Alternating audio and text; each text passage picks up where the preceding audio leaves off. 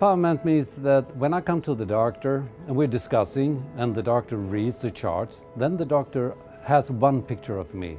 If I add to that how I experience it, what my needs, my values, my choices, then it will become a more complete order from the doctors and the treatment will be adapted to me and I am again in charge of my own life.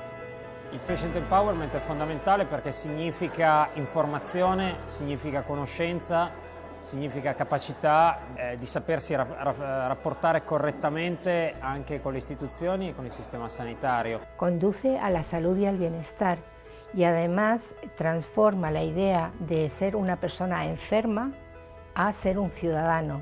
Има една приказка, в която се казва, че пациентите трябва да бъдат търпеливи, но аз не съм съгласна с това. Пациентите трябва да бъдат активни и да търсят техните права.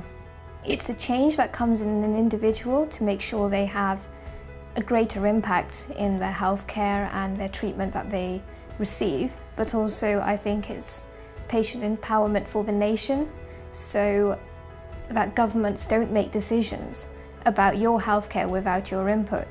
Naturalmente são pacientes mais conhecedores, que conhecem mais as envolventes todas que revestem os seus problemas de saúde e podem agir de uma forma muito mais contundente e muito mais efetiva, quer na reclamação dos seus direitos, nas melhores escolhas. Interestingly enough, the research shows that those patients who would consider themselves empowered often choose to have less treatment and to either not intervene with their condition or to modify their lifestyle or something rather than having very invasive treatment, surgery or expensive medication. So it's right for the system. We have to think for the day when we will become patients and then we need to have better world and better system.